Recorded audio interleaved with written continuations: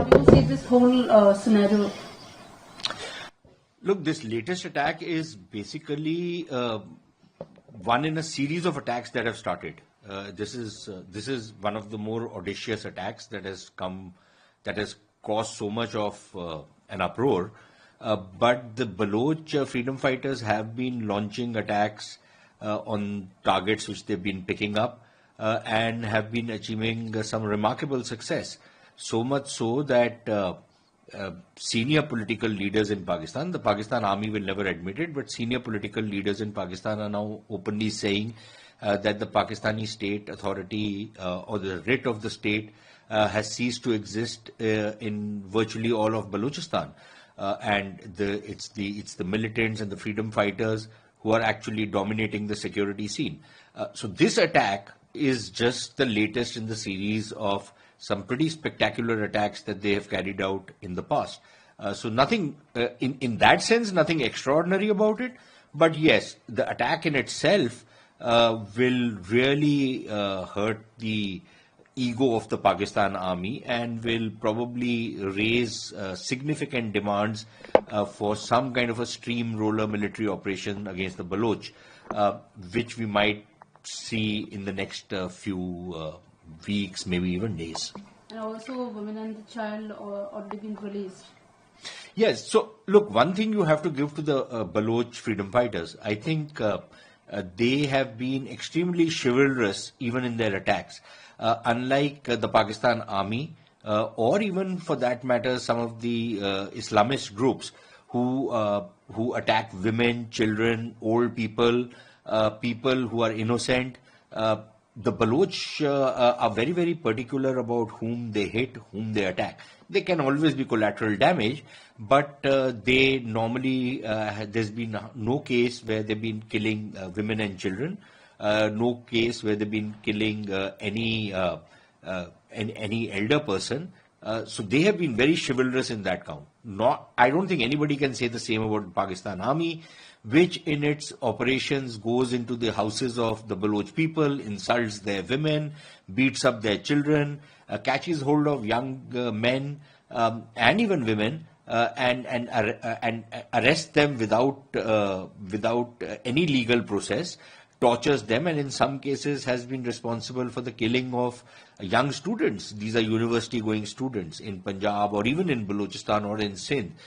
They are picked up from their hostels and tortured, sometimes released, sometimes they disappear forever, and other times they are killed in cold blood and their bodies are thrown to make an example of them. So we've not seen the Baloch do this. They have attacked who they call agents of the Pakistani state and whom they consider to be legitimate targets.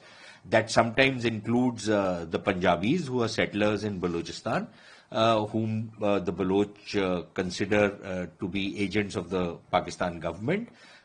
So they have been some of those attacks against people who are not really combatants, but the Baloch have always claimed that these people act as spies, which is why they are targeted.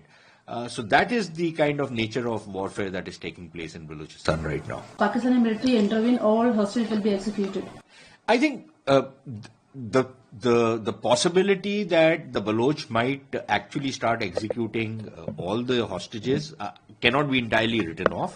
I think that is pretty much on the cards.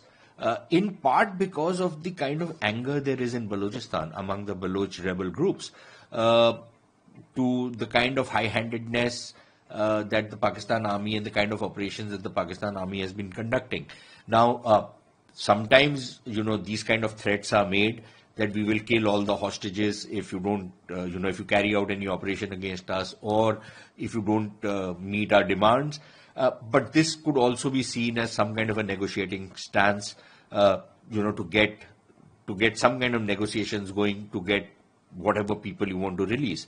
But also remember that operations like the one which is currently underway in this train case, these people who go into these kind of operations are ready to die. So in a manner of speaking, they have nothing to lose.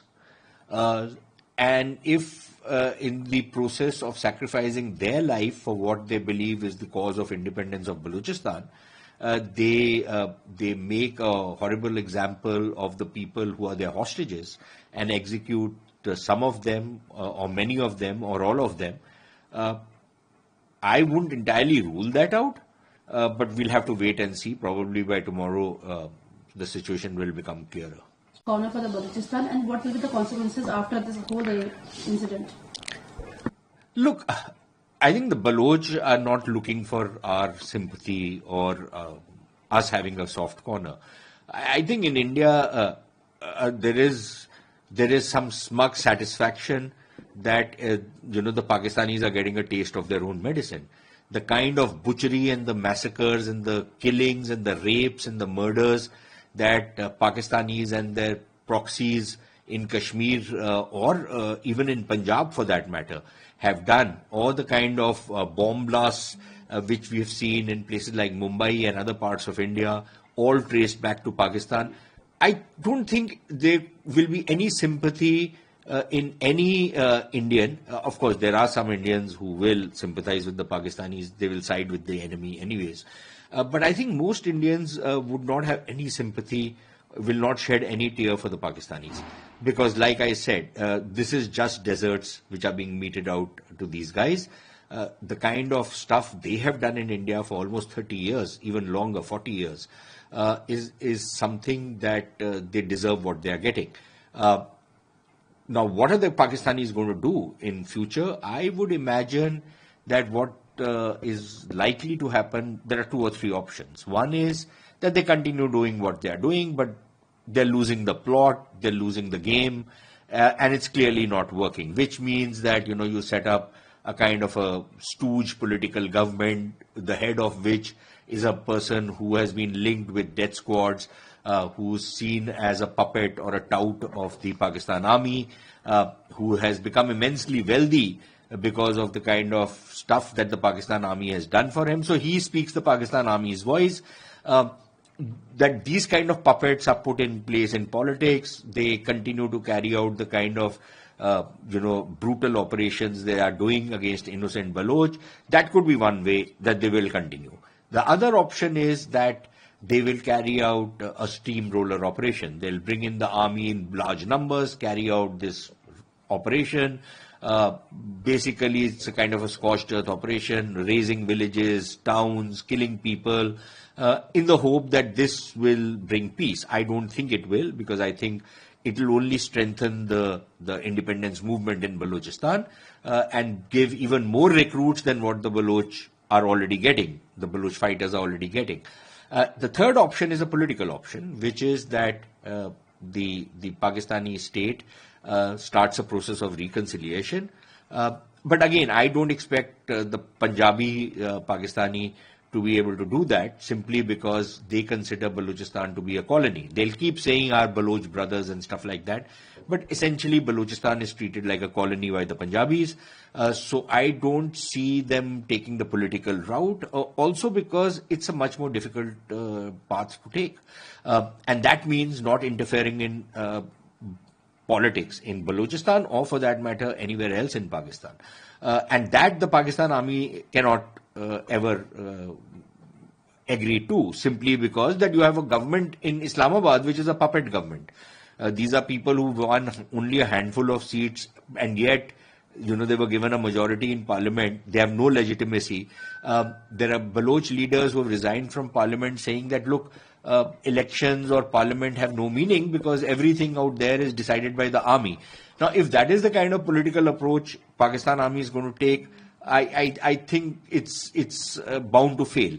So all in all, given these 3 options, I don't see any of them actually succeeding to bring any kind of stability or peace in Pakistan. Maybe the peace of the graveyard, if